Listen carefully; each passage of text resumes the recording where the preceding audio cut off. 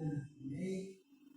Então nós vamos dar início a essa mensagem que Deus colocou no nosso coração. O título tem, a mensagem tem como título, Chamados da Morte para a Vida. E o texto que utilizamos como base está em Marcos capítulo 1, verso 17, que diz assim: Vinde após mim, e eu vos farei pescadores de homens. A igreja pode repetir junto comigo? Vinde após mim, e eu vos farei pescadores de homens. Amém. Amém. Essa foi a palavra de Cristo Jesus para os seus discípulos. Tudo começou com um chamado do Senhor Jesus Cristo para aqueles homens, trabalhadores e sem cultura, para ajudá-los a cumprirem uma missão grandiosa, que vai além das imaginações humanas, cujo final glorioso será contemplado por aqueles que foram chamados da morte para uma vida, para uma nova vida em união com Cristo Jesus. Aí nós estamos diante da grande comissão que Jesus deu para a sua igreja. Ide, portanto, fazer discípulos de todas as nações, batizando-os em nome do Pai, do Filho e do Espírito Santo, ensinando-os a guardar todas as coisas que eu vos tenho ordenado. E eis que estou convosco todos os dias, repita comigo, todos os dias, até a consumação dos séculos. Mas a igreja só terá poder e autoridade de cumprir esta missão, esta ordenança, essa grande comissão, se estivermos debaixo da orientação do Espírito Santo e revestidos por Ele. Mas recebereis poder ao descer sobre vós o Espírito Santo, e sereis minhas testemunhas, tanto em Jerusalém, como em toda a Judéia e Samaria, até os confins da terra. Agora nós vamos pensar um pouco o que deve conter no conteúdo da pregação do Evangelho e como ele deve ser proclamado. A proclamação, na língua grega, significa querigma. E por coincidência é justamente a roupa que eu estou usando, querigma. E faz parte de uma missão querigma, de proclamação do Evangelho. Foi um grupo formado no seminário BTA, onde nós estudamos. Então, o que deve ser o conteúdo dessa mensagem? Primeiro nós vemos lá no livro de Atos, capítulo 2, verso 38 a 40. Nós vemos que a mensagem deve conter, a mensagem deve trazer arrependimento. Pedro então lhes respondeu: arrependei-vos, cada um de vós, e seja batizado em nome de Jesus Cristo para a remissão dos pecados. Então, nesse primeiro momento, nós vemos que a mensagem do Evangelho deve trazer o convite ao arrependimento. Segundo, também deve trazer promessas. O nosso Senhor Jesus Cristo também nos fez promessas. O nosso Deus, Ele também nos fez promessas grandiosas.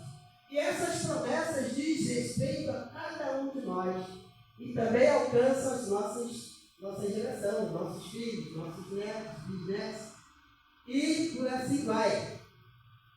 Ele continua dizendo: porque a promessa nos pertence a vós e a vossos filhos e a todos os que estão longe, a quantos o Senhor nosso Deus chamar. E continuando, a mensagem do Evangelho, ela também tem que conter testemunho acerca da morte e ressurreição de Cristo, para a mensagem ser transmitida na sua completude. Então, nós temos que dar também testemunho.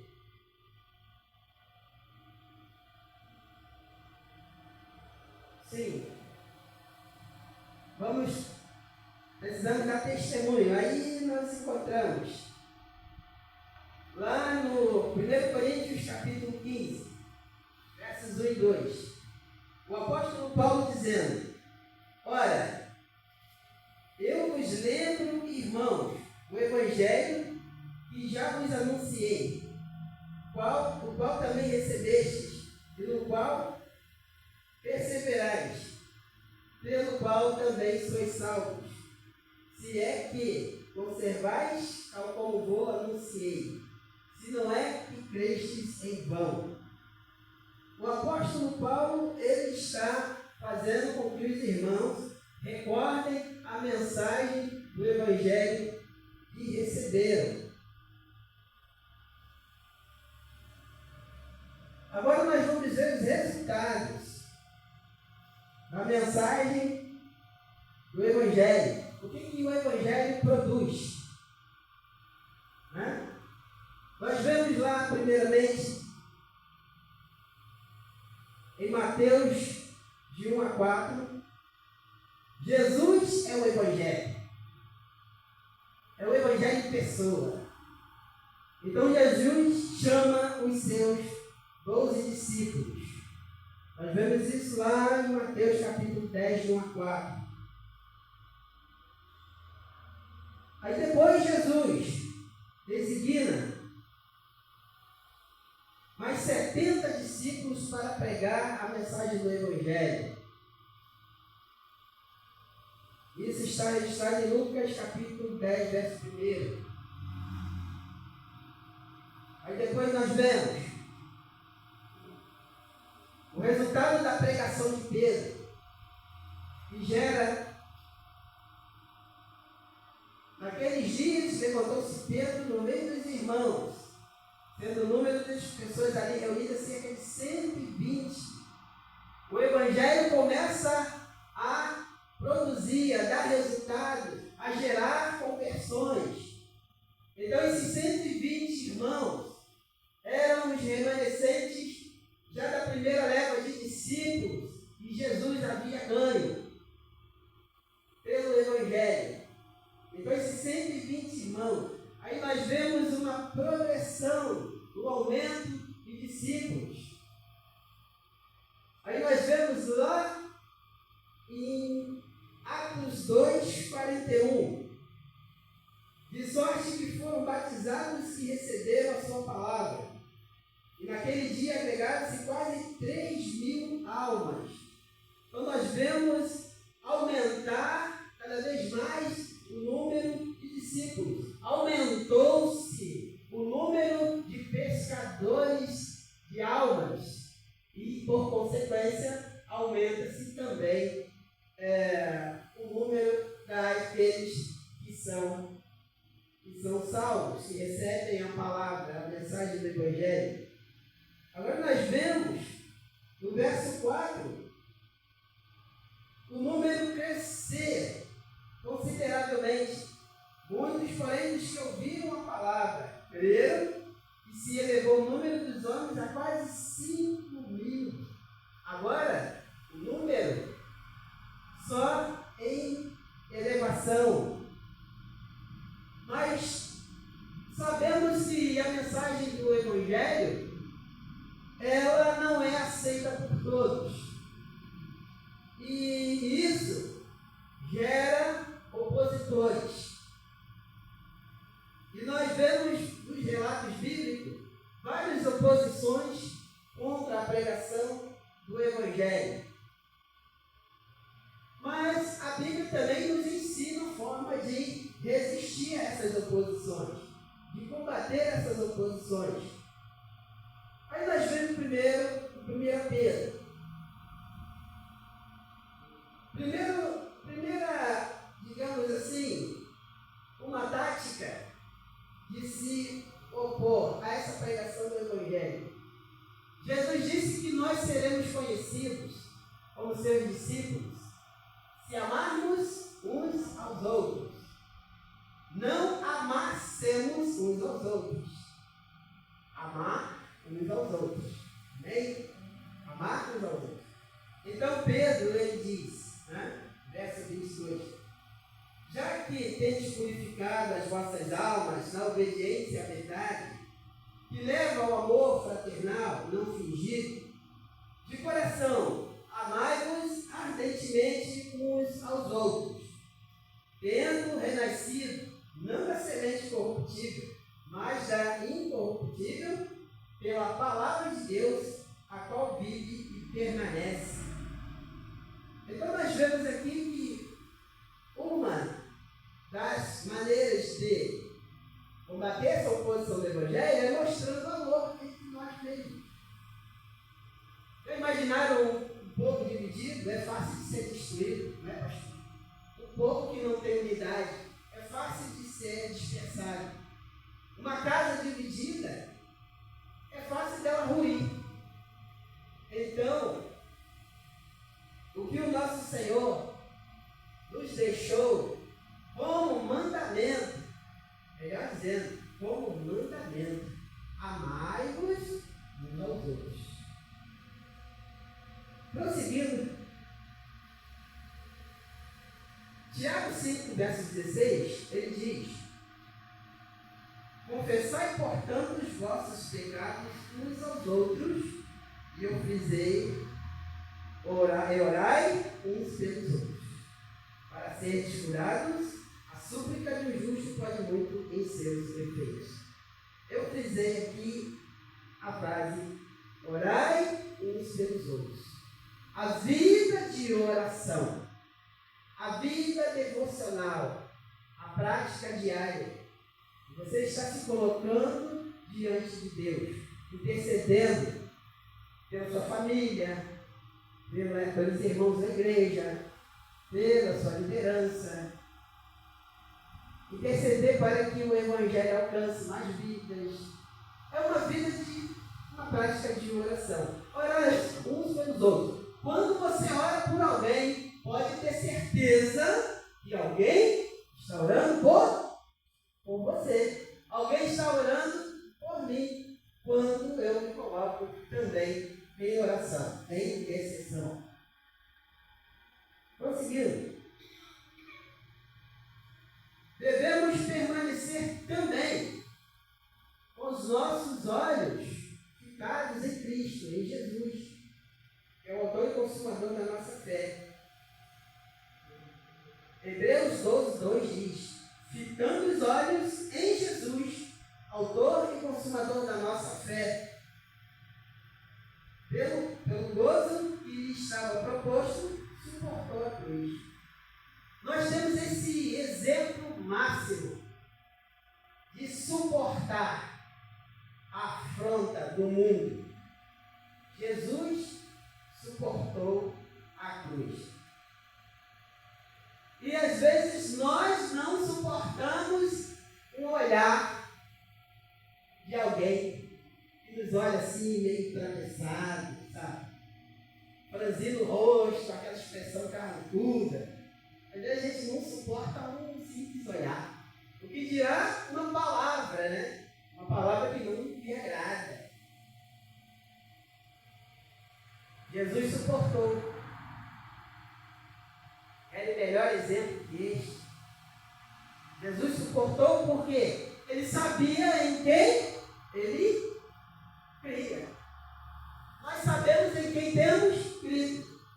Sabemos que ele é poderoso. Nós sofremos afronta todo dia. Se você se deixar levar pelas afrontas e sair da graça, é isso que o inimigo quer. Você saia da graça. E você reviste com a mesma moeda, com o mesmo peso. Por isso nós temos o exemplo do nosso Senhor. Vamos continuar ficando do nosso Senhor. Olhando para Jesus, autor e consumador da nossa fé. 1 Pedro 2, verso 9, ele diz, ele nos orienta que também devemos dar testemunho da grandeza de Jesus.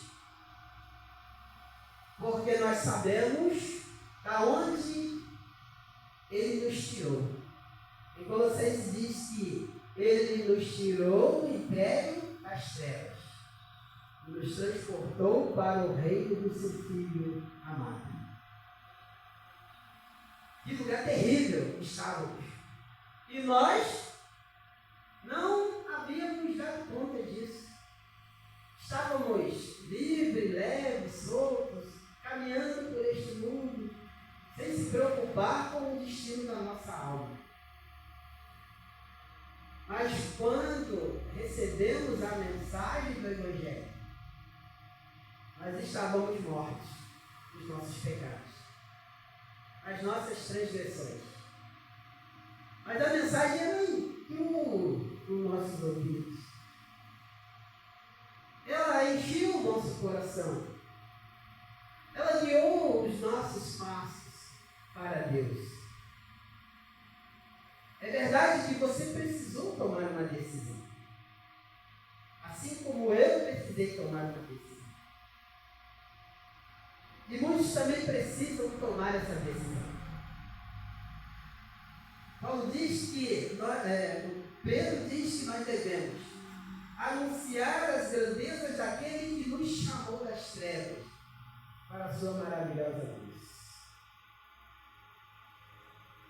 E nós vemos ainda em 2 Coríntios 7, versículo 1.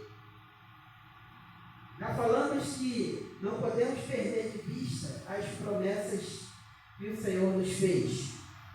Okay? Esse verso fala justamente sobre as promessas que temos, que Deus nos fez, para que venhamos a nos se afastar de tudo que é aparência do mal, para permanecermos numa atitude de santidade. Deus disse: sede santos, porque eu, Senhor, vosso Deus, sou santo. Em 1 Coríntios 15, verso 58, devemos permanecer firmes, constantes, fazendo a obra do Senhor. Esse texto de Hebreus 14, Hebreus 12, verso 14 e 15, ele é um dos que mais nos chama a atenção. Ele diz: segui a paz com todos e a santificação, sem a qual ninguém verá o Senhor, tendo cuidado de que ninguém se prive da graça de Deus e de que nenhuma raiz de amargura brotando os perturbe e por ela muitos se contaminem. Nós estávamos falando ali na classe de homens sobre as companhias, as pessoas, né, tóxicas, né, pastor? Aquelas pessoas que está no mesmo convívio que você, porém, ela exala algo não tão bom assim. Você não se sente uma certa liberdade diante dessa pessoa. Conosco tem que acontecer o contrário.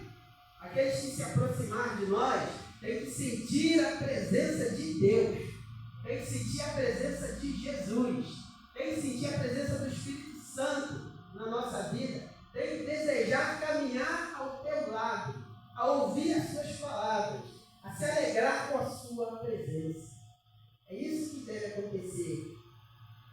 Por isso não podemos deixar que nenhuma raiz de amargura nos perturbe e nem nos contamine.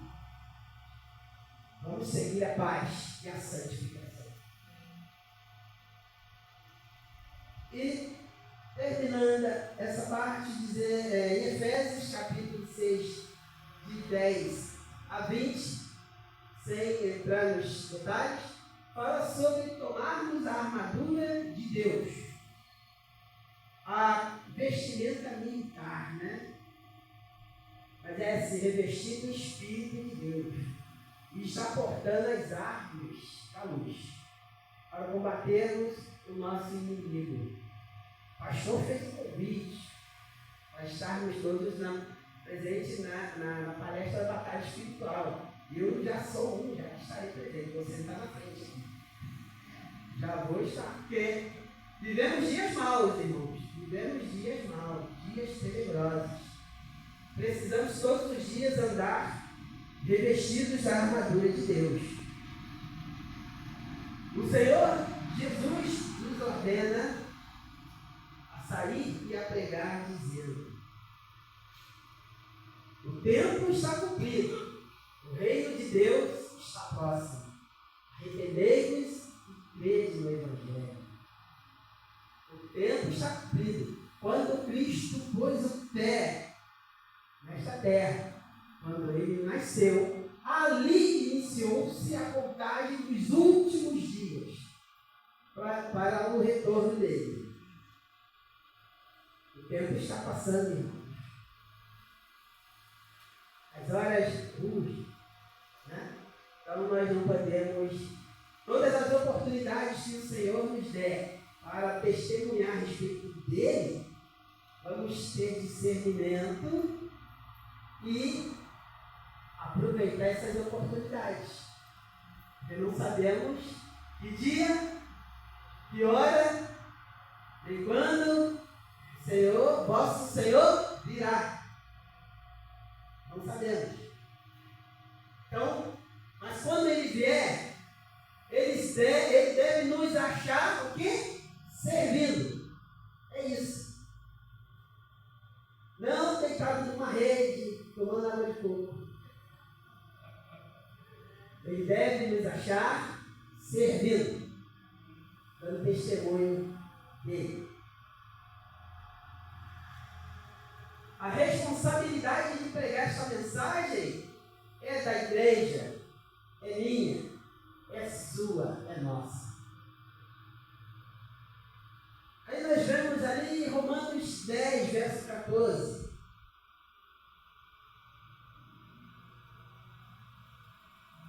Como, pois, invocarão em quem não crê?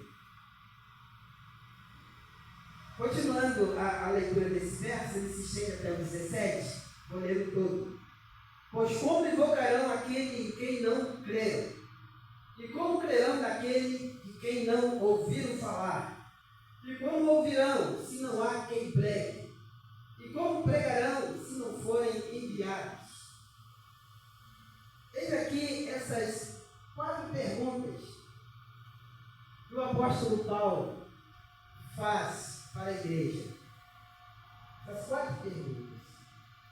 Como, pois, invocarão aquele de quem não ouviram, de quem não creram?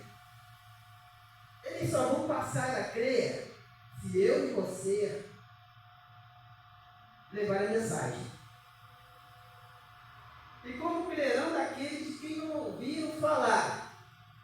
Só ouvirão falar se nós irmos até eles. E como pregarão se não forem enviados? O pregar aqui não é só função do pastor, é de cada um de nós, é de cada membro da igreja. Cada um de nós temos essa responsabilidade. Tem alguns que delegam essa tarefa só para o pastor. Pastor, vai buscar as almas perdidas. Pastor, né? Pastor, vai pregar em casa com meus irmãos. Infelizmente, tem crente que faz isso. É o pastor que tem que ir na casa dele para pregar com os parentes. Ele não está lá, ele não é um servo de Jesus. O compromisso dele com a palavra de Deus é dar testemunho de Jesus. O que Jesus falou para aquele endemoniado gadareno, quando ele foi liberto? O gadareno disse: Senhor, deixa eu ir contigo. Jesus disse: não, fica aí, ó.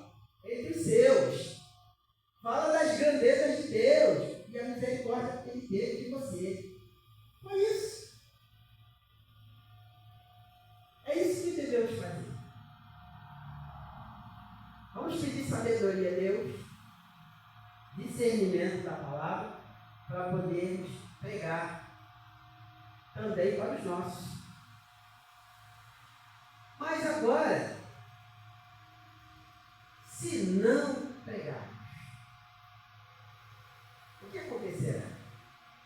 O que vai acontecer se não pregar? Se eu me calar, Deus vai fazer alguma coisa? Então vejamos o que não irá acontecer. Não haverá curas. Não haverá ressurreição dos mortos espirituais. Não haverá o conhecimento da verdade que liberta. Não haverá libertação dos cativos do diabo. Mais um reforço para você vir à palestra da batalha espiritual. Não haverá reconciliação com Deus. Não haverá perdão de pecados. Não haverá salvação. Mas uma coisa vai continuar sobre a vida daqueles que não foram alcançados ainda pelo Evangelho. A única condição que irá prevalecer será a ira e a maldição de Deus sobre a vida do pecador que ainda não recebeu a Cristo. Já pararam para imaginar aquela pessoa que você conhece, colega de seu trabalho, ou vizinho, ou da escola, de faculdade? Você já imaginou para pensar? Ele não tem Jesus. Toda pessoa que não tem Cristo Jesus como Salvador, ela está debaixo da ira de Deus e da maldição. João Batista fala sobre isso. E a ira de Deus ainda, quem não receber o Filho de Deus, a ira de Deus sobre ele permanece. Isso é muito sério. Continuando, vinde após mim e eu vos farei pescadores de homens. Jesus irá repetir essa palavra constantemente em nossos ouvidos, em nosso coração. Venha comigo e eu vou ensinar você a pescar homens.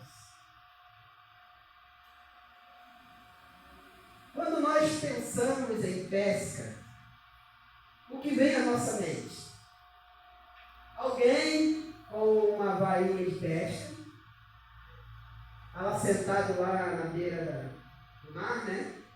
No calçadão, joga, aí fica esperando o peixe morder a isca. Quando mordeu a isca, ele puxa ele, dá um isopor com gelo lá dentro, joga ele lá dentro do isopor. O bichinho fica dando salto, né? Saltitando, né? Aí vai chegar um momento em que ele vai morrer. Verdade, vai morrer. Agora, Jesus, ele usa essa metáfora da pesca para mostrar uma realidade espiritual que ocorre com todo o ser humano. O ser humano, enquanto ele está neste mundo, que metaforicamente é um grande mar,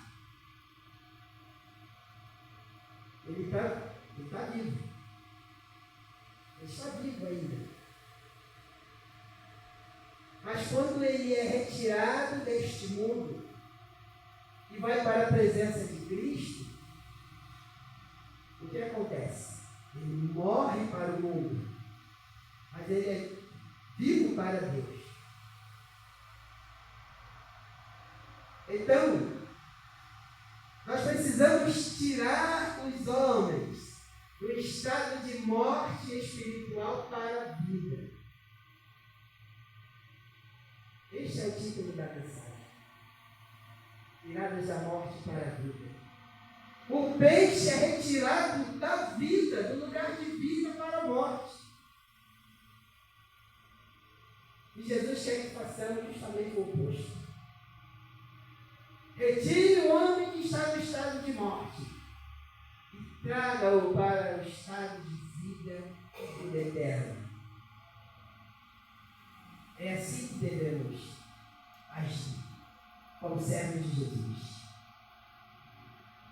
Concluindo, a nossa alegria está em ver se cumprindo a palavra de Deus diante dos nossos olhos, quando podemos experimentar na prática os ensinamentos do nosso Mestre. O Evangelho continuará a ser pregado, com ou sem o nosso envolvimento. Entretanto, nós fomos chamados para uma santa vocação, porque fiel é aquele que nos chamou. Se nós nos calarmos, as pedras clamarão. Pense nisso e considere. Que Deus a todos abençoe. Em nome de Jesus. Amém? Agradeço a oportunidade em nome de Jesus. Amém.